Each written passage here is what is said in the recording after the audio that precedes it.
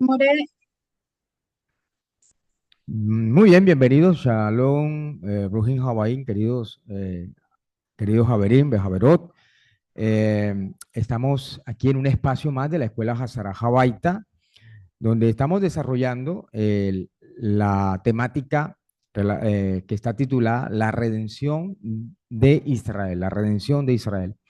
Y esta ya sería nuestra cuarta clase de esta serie, de este tema, sería nuestra cuarta clase.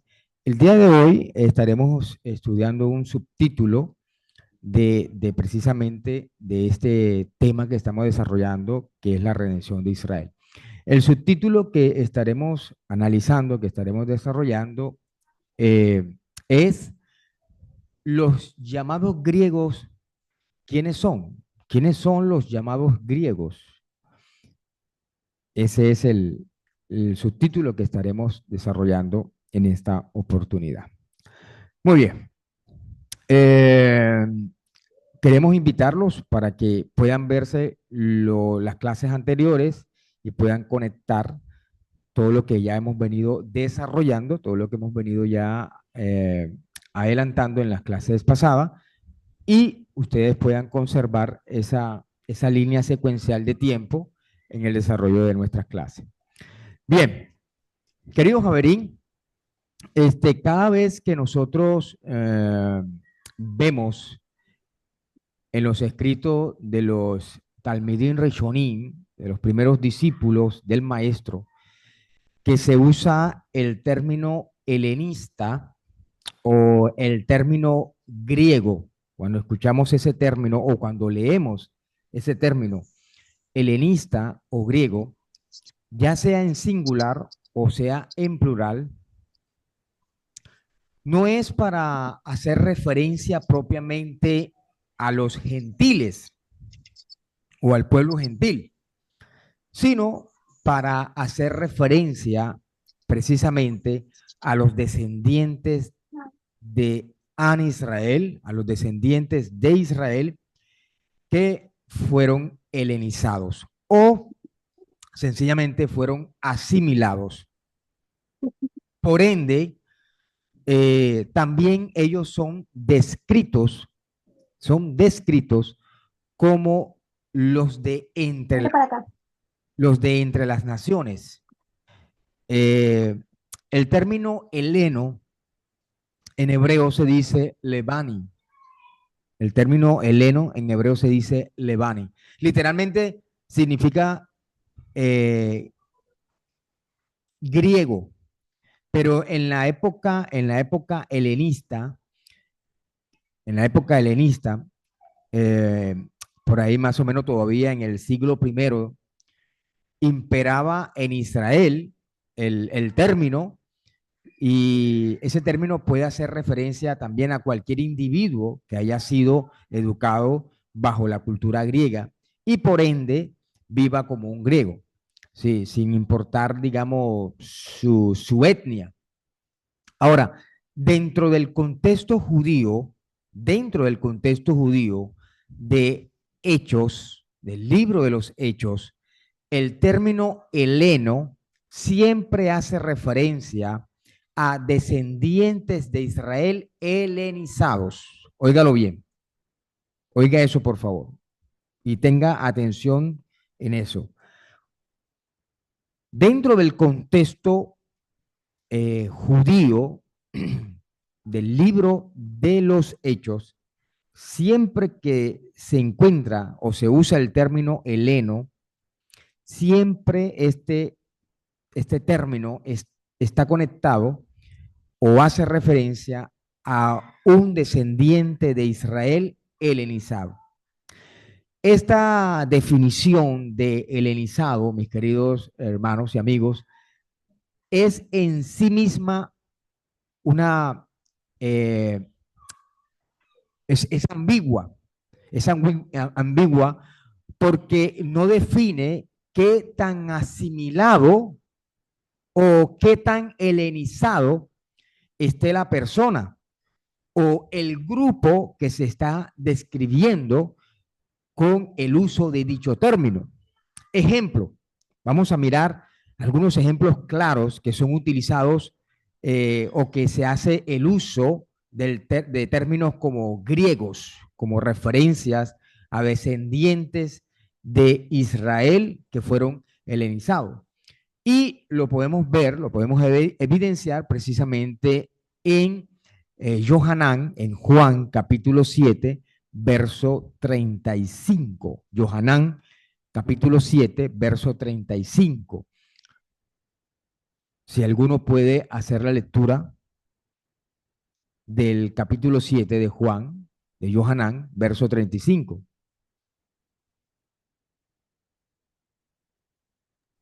Sí, yo la tengo, More. Dice, dice, entonces los judíos dijeron entre sí, ¿a dónde se irá este que no le hallemos? ¿Se irá a los dispersos entre los griegos y enseñará a los griegos? Ok. Interesante, Ah, interesante, More. claro. Ellos están haciendo una pregunta, los Talmidim de Rabenu están haciendo una pregunta. Dice, ¿a dónde intenta irse este de nosotros para que nosotros no lo hallemos? ¿Acaso intenta irse a la diáspora, verdad? Están preguntando. Intenta irse a los dispersos de los griegos y enseñarle a los griegos. Entonces, claramente, mi querido Javerín, claramente el texto eh, crea un contraste entre el término griegos en referencia precisamente de los descendientes de Israel dispersos y asimilados entre las naciones. Y el término judíos, judíos, eh, eh, es en referencia a los descendientes de Israel que no, obviamente, han sido asimilados. Cuando el texto dice los griegos, en hebreo se dice Lebanín, Lebanín. Hay una referencia talmúdica en el Talmud Babli, Shabbat 21b, 21b, Talmud Babli, Shabbat 21b. eh, Ahí encontramos una referencia que nos dice, entraron en el santuario. Los comentaristas aclaran que los griegos son en realidad los judíos helenizados asimilados a la cultura griega. Eh, bueno, por ende, mis queridos Javerín, en cada ocasión que el autor de Hechos menciona como Shaul entrando en la sinagoga los días de Shabbat, les, les habla tanto a judíos y a griegos. El lector, el lector, la persona que está leyendo, debe comprender que con el término griegos, el autor está haciendo referencia, obviamente, a los descendientes de Israel asimilados entre las naciones, concordando así entonces con las palabras de los Nebim, las palabras de los profetas que explicábamos al inicio de toda esta serie, de todo lo que hemos venido documentando en, en esta clase. Sin embargo, mi querido Javerín, el autor de la Peshita, la versión Peshita, que es una versión de un texto bíblico, por decirlo de alguna manera, una versión bíblica o una versión de la Biblia, la Peshita, la traducción del texto griego al arameo opinaba con base a la teología cristiana que los términos griegos y griego hacían referencia a gentiles. Por lo tanto, en el texto de la Peshita leemos, cuando usted busca esa versión, leemos que el padre de Timoteo, en Hechos capítulo 16, en lugar de ser griego, es decir, israelita asimilado, era arameo, o sea, gentil, era gentil. Entonces, también que digo, también Tito en Gálatas capítulo 2, en lugar de ser griego, o sea, la expresión en vez de ser griego, que es israelita asimilado, era arameo, gentil. Y lo mismo sucede en la traducción aramea de Hechos, capítulo 21, versos 28 y 29, donde Trófimo, en lugar de ser descrito como uno de los griegos, a Trófimo, en vez de describirlo como uno de los griegos, es decir, como uno de los israelitas asimilados que escuchó a, al Rab Shaul o al Sheliach Shaul en Asia, es descrito como uno de los arameos. Por supuesto, no queriendo decir que en Asia habían arameos, sino que para la iglesia cristiana de Siria, el término arameo era un equivalente a una persona no judía o a un no judío, a un gentil.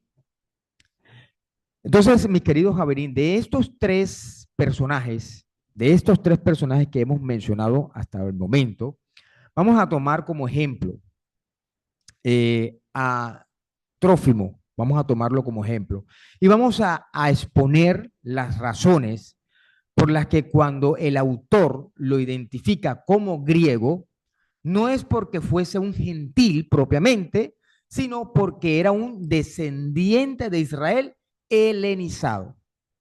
Y todo esto es sumamente importante, tomando en consideración ya lo previamente expuesto en nuestras clases anteriores, porque esto precisamente conecta con todo lo que los profetas anunciaron y con todo lo que los profetas dijeron con relación a la redención, a la Geulá, que tiene que ver con An Israel, con el pueblo de Israel y todos sus descendientes, todos los dispersos entre las naciones.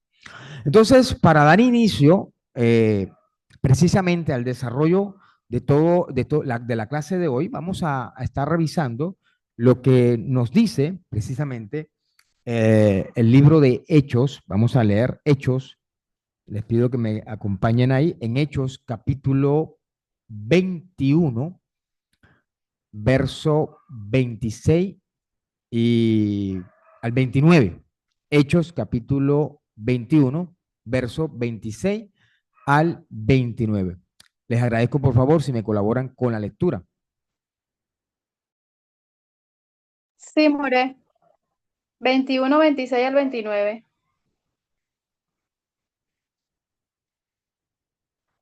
Así es. Hechos, capítulo 21, versículo 26 al 29 dice: Al día siguiente, Shaul llevó los hombres, se purificó junto con ellos y entraron en el templo para dar constancia del cumplimiento del periodo de purificación y la ofrenda que tendría que ser hecha por cada uno de ellos. Los 7 días estaban por cumplirse cuando algunos de los judíos no creyentes de la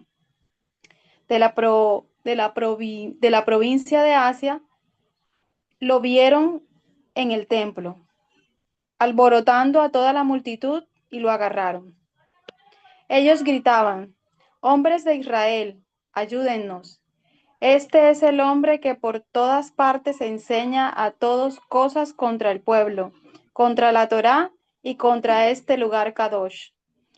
Ellos habían visto previamente a Trófimo de Efesos en la ciudad y asumieron que Shaul lo había traído al templo.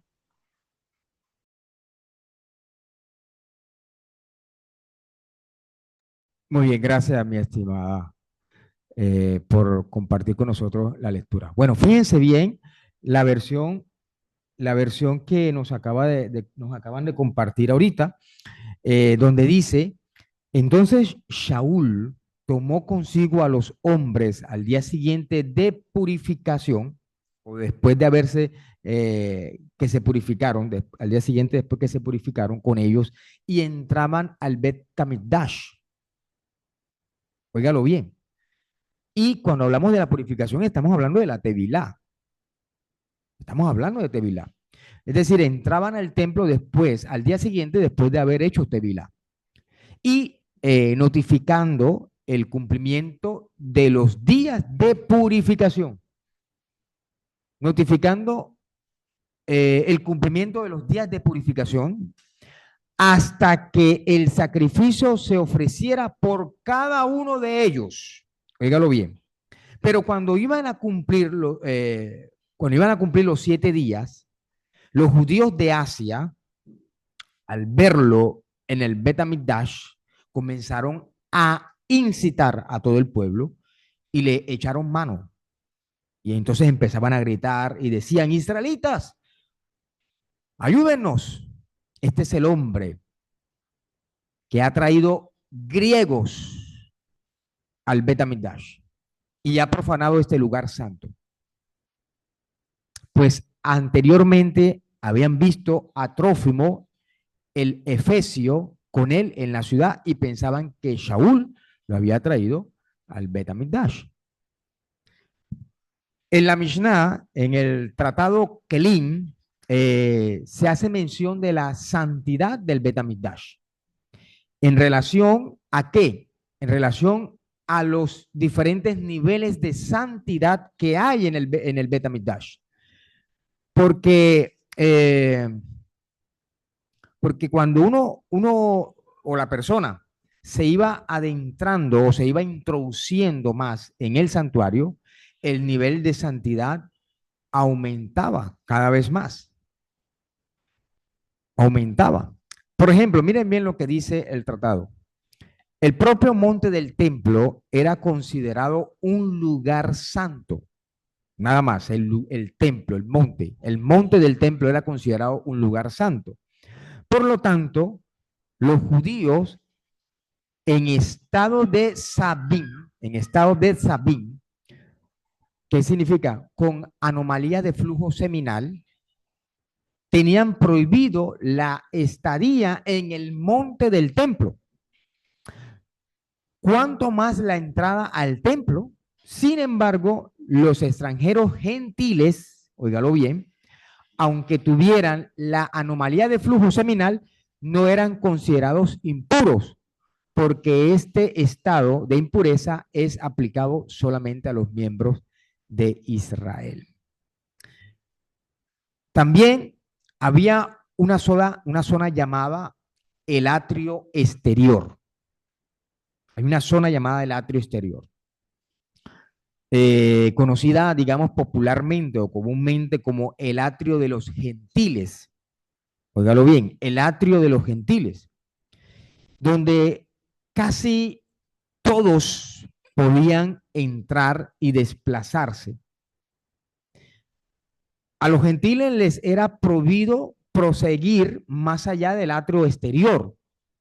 Y para su advertencia, había letreros que estaban ahí puestos en griego y también en latín, que les advertían con sentencia de muerte. Fíjense ustedes, con sentencia de muerte, si algún halógenes en hebreo es nohri, si algún nohri, algún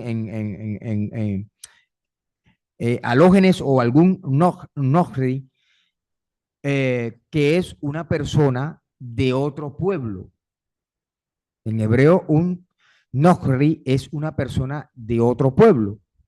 Si una persona de otro pueblo traspasaba más allá de la zona del atrio exterior, según el historiador Flavio Josefo, las autoridades romanas habían permitido que las autoridades judías del templo llevaran a cabo, por decirlo de alguna manera, esta sentencia de muerte aún si el que traspasaba esos límites era ciudadano romano. Imagínense ustedes eso. Entonces, había una división con un pequeño muro de 4 pies. Había un pequeño muro de 4 pies que dividía estos niveles, la cual podía cruzar solamente los judíos. Y esta zona se le llamaba el atrio de los israelitas, a esta otra zona. Se le llamaba el atrio de los israelitas. Y solo los judíos en estado de pureza podían estar allí en esa zona.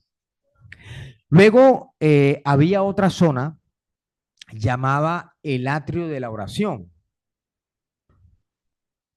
o sencillamente el atrio de las mujeres. Se le llamaba atrio de oración o el atrio de las mujeres.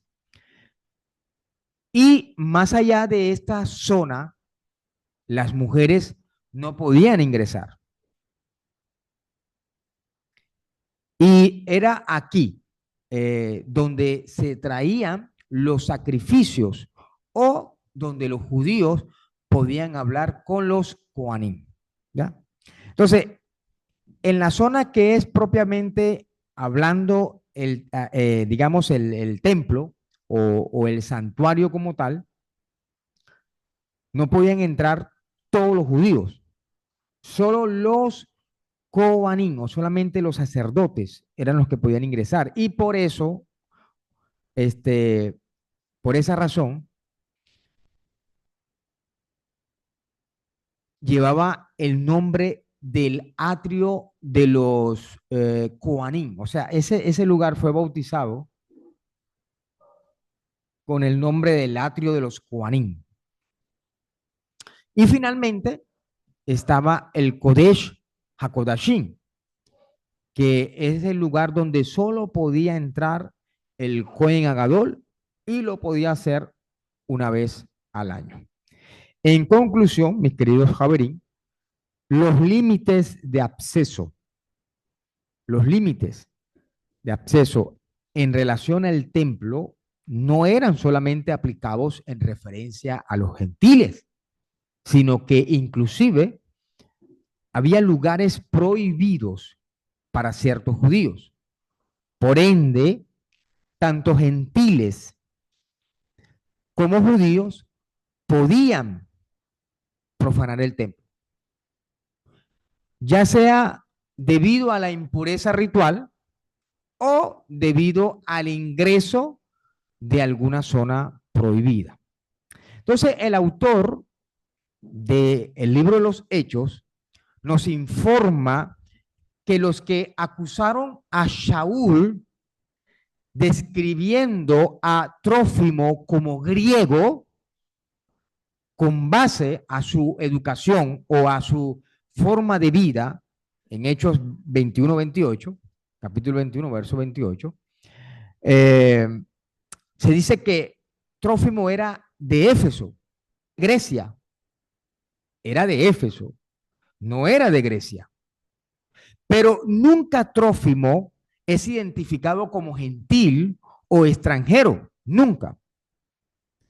Si el autor hubiese querido informar al lector que Trófimo era un extranjero gentil, lo más lógico sería describirlo como alógenes, es decir, como un gentil extranjero, sencillamente.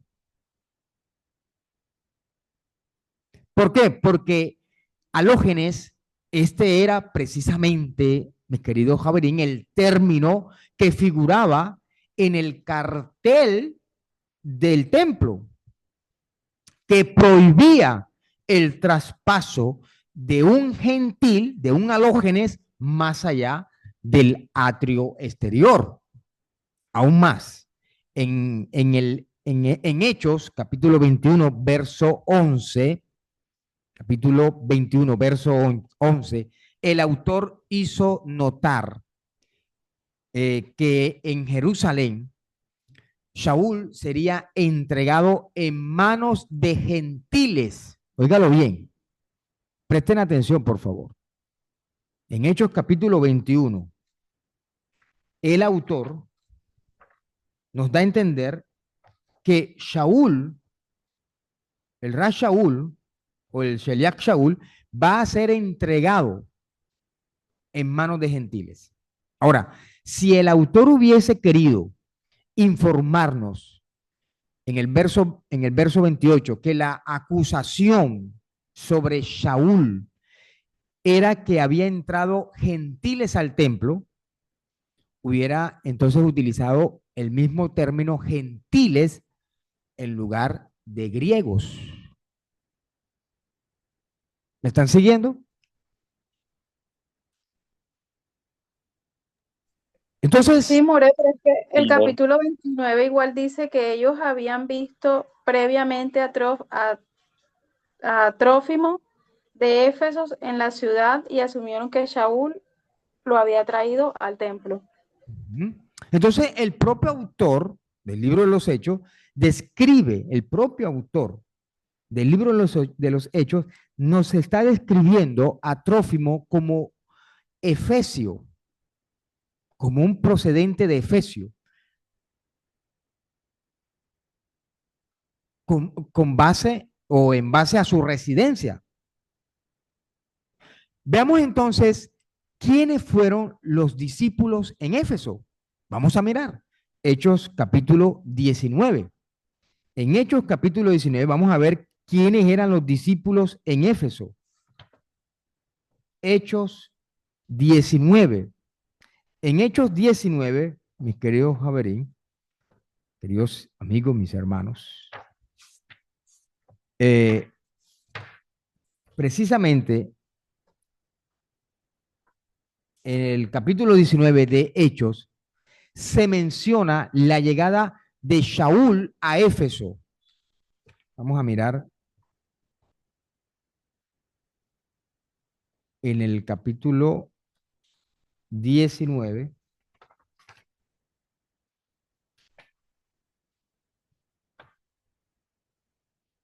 Que se nos menciona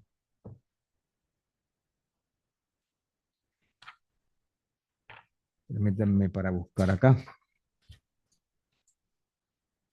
Shaul en Éfesos.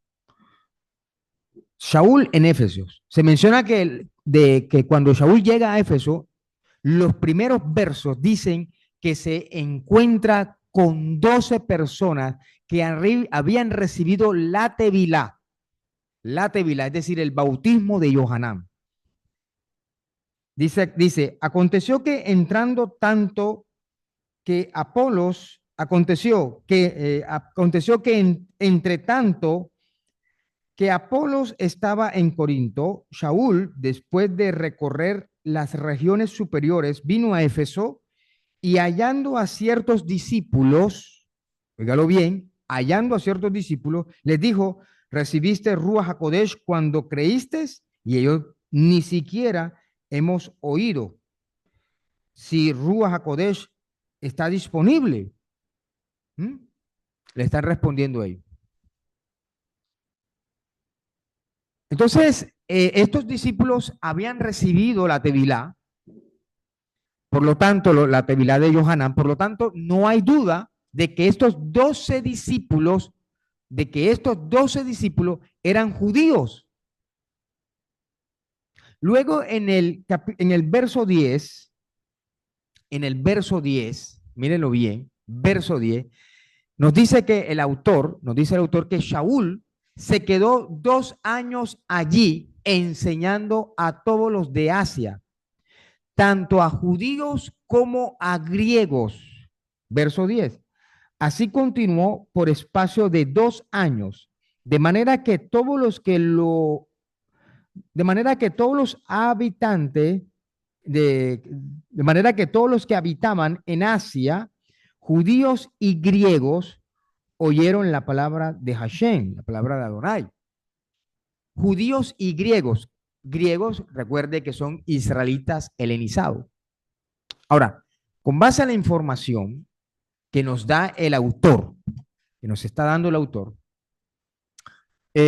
podemos concluir 100% seguros,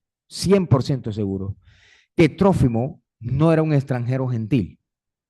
sino uno de esos griegos, es decir, un descendiente de Israel helenizado, asimilado a la cultura griega. Y debido a que por lo general los israelitas asimilados a la cultura griega entre las naciones no se conducían de acuerdo a las leyes de pureza, es entonces posible que la entrada de Trófimo al templo de Jerusalén levantara sospechas de profanación. ¿Por qué? Porque los griegos o judíos helenizados, ellos no guardaban las leyes de pureza. Entonces es lógico pensar que la acusación fue por traer gentiles al templo, ya que si el traspaso de un gentil más allá del atrio exterior era penado con la muerte, sería entonces como acusar a un judío de provocarle la muerte a un gentil. Entonces, mi querido Javerín, la acusación no fue por introducir a gentiles al templo, sino tal y como el autor de Hechos nos los viene haciendo en mención, o nos los viene mencionando, o como lo describe el autor de los Hechos. Ha traído griegos al Betamigdash, es decir, griegos, entendiéndose judíos helenizados, y profanando el lugar santo, profanando el lugar santo. ¿Por qué los viene profanando? Porque lo que acabamos de mencionar, los griegos, que son judíos helenizados, no guardaban las leyes de pureza. ¿Ok? ¿Cómo vamos hasta ahí?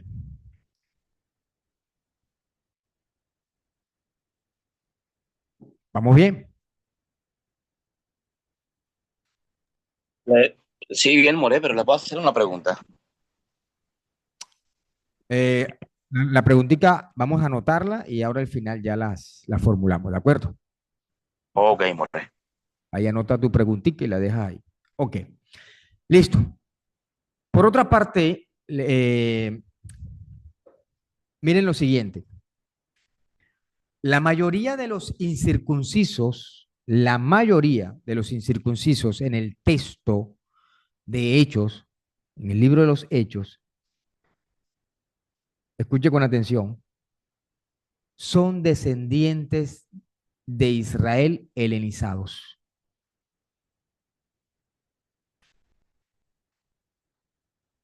La mayoría de los incircuncisos que se describen en el texto de Hechos son descendientes de Israel helenizados. En el libro de los Hechos se nos informa que las comunidades judías en la dispersión estaban formadas de israelitas de Judea, no helenizados. Óigalo bien. Israelitas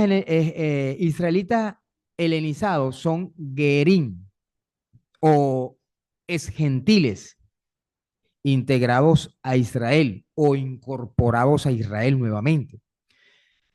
Escuchen con atención lo que voy a decirles a continuación.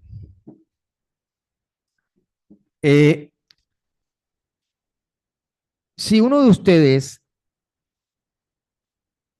es nativo de un lugar o es procedente de un lugar y esa persona se va de su tierra, se va de su país, se va de su nación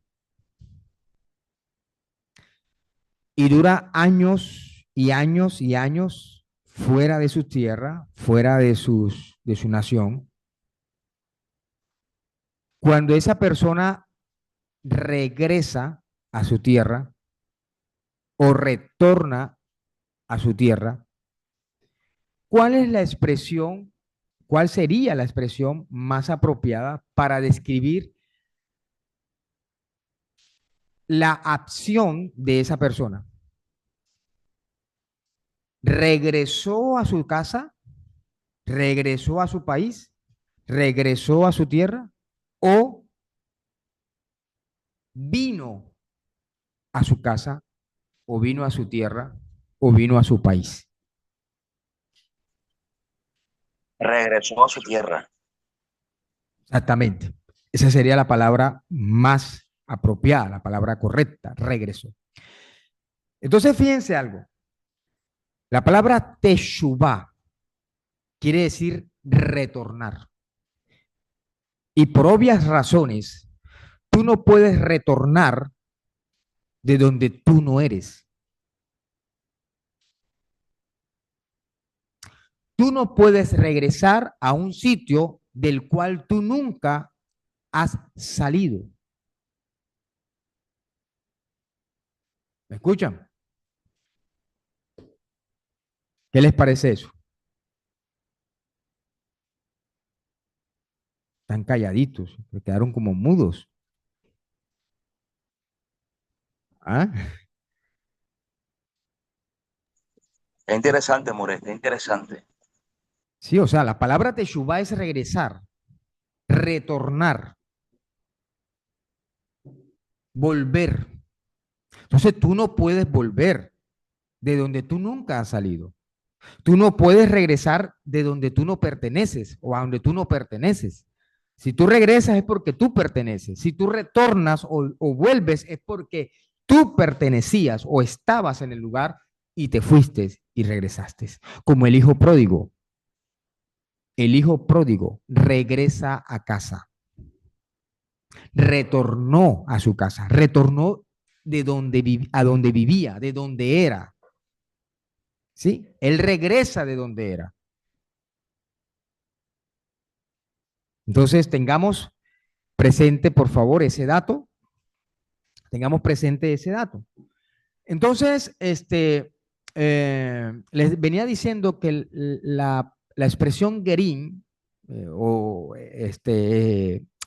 digamos, es gentiles integrados a Israel, ¿verdad? Y también los iré Elohim,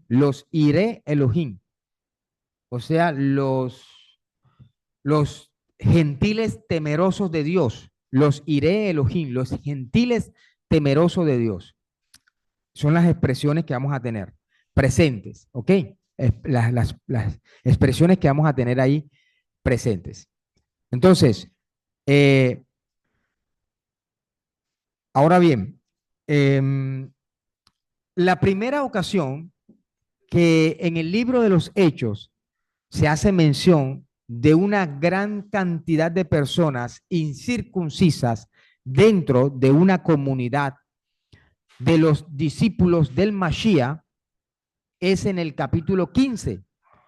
Capítulo 15, mírenlo bien, capítulo 15, verso 1. En el capítulo 15, verso 1, dice, sucedió entonces que algunos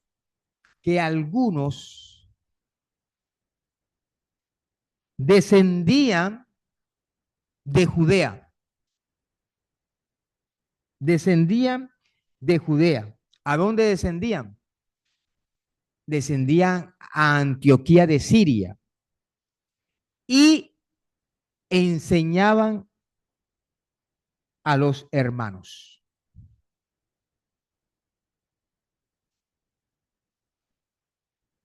Si no os circuncidáis conforme al rito de Moshe, no podéis ser salvos. Miren bien. Ahora, ¿quiénes eran los incircuncisos en la comunidad de Antioquía? ¿Serían Gerim? ¿Serían Iré Elohim? ¿Paganos? ¿O israelitas helenizados? Para saber la respuesta, debemos leer lo que el autor ha documentado previo al capítulo 15. en Hechos capítulo 11. Vamos a mirar lo que nos dice Hechos capítulo 11, verso 19. Hechos capítulo 11, verso 19. Dice, ahora bien, a causa de la persecución que hubo con motivo de Esteban, los expatriados pasaron hasta Fenicia, Chipre y Antioquía, no hablando a nadie en la palabra, sino solo a los judíos. Pero había entre ellos unos varones de Chipre y de Cirene, los cuales, cuando entraron en Antioquía, hablaron también a los judíos asimilados en la cultura griega, anunciándoles del Adón Yeshua.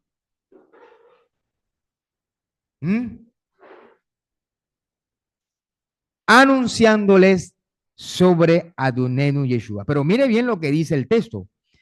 Pero había entre ellos unos varones de Chipre y de Cirene, los cuales cuando entraron en Antioquía hablaron también a los judíos asimilados en la cultura griega. ¿Ah?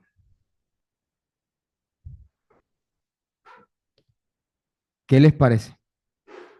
Y dice el verso 21, y la mano del Eterno estaba con ellos y gran número creyó. O sea, gran número de los judíos asimilados creyeron en quién?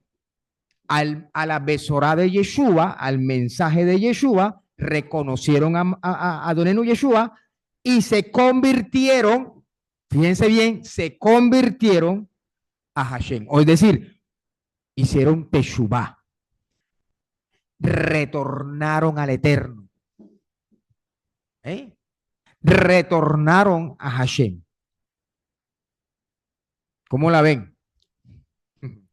Entonces podemos ver claramente, en base a la información que el mismo autor nos brinda, que los incircuncisos en Antioquía no eran nada más y nada menos que griegos, es decir, israelitas helenizados o asimilados, que debido a su asimilación helénica, muchos de ellos, como Titos y Timoteo, no habían sido circuncidados al octavo día de haber nacido. En ningún momento, previo al capítulo 15, el autor nos informa de la existencia de Gerim o de Iré Elohim en la comunidad de Antioquía. Los que formaban la comunidad de Antioquía, óigalo bien, o sea, los que hacían parte de la comunidad de Antioquía, decidieron que los líderes de los discípulos se reunieran en Jerusalén o en Jerusalén con el fin de determinar si es necesario la circuncisión de estos descendientes de Israel helenizados adultos de Antioquía. Y una vez más, en el desarrollo del tema, en el capítulo 15, queda confirmado claramente que los incircuncisos son israelitas helenizados, llamados griegos o helenistas. En Hechos 15:19 se registra el decreto que dice que no se añadan dificultades, óigalo bien, vamos a leerlo en el capítulo 15, verso 19.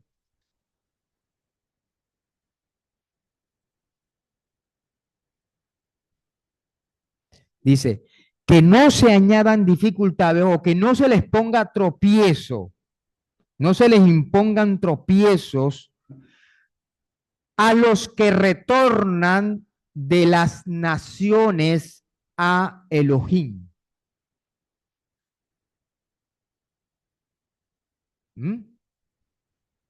Por supuesto, sin duda, estos que están retornando de las naciones a Elohim son el mismo grupo de Antioquía entre las naciones, mencionados en Hechos capítulo 11, verso 21, que retornan al Eterno, dice el verso. Entonces, son descendientes de israelitas asimilados entre las naciones. ¿De acuerdo? Ahora, si los incircuncisos de Antioquía fuesen gentiles que habían creído, y los gentiles, según la Torá, no tienen que cumplir los misbot, entonces, ¿por qué razón? ¿Por qué razón los que descendieron de Judea les enseñaban la necesidad de circuncidarse? ¿Por qué razón? Si un gentil no está en la obligación de circuncidarse. A ver, la única respuesta razonable, mi querido Javerín, es porque estaban viviendo la Torá. Por ende, no eran gentiles. Los gentiles no están obligados a vivir la Torá, a observar la Torá. Los judíos,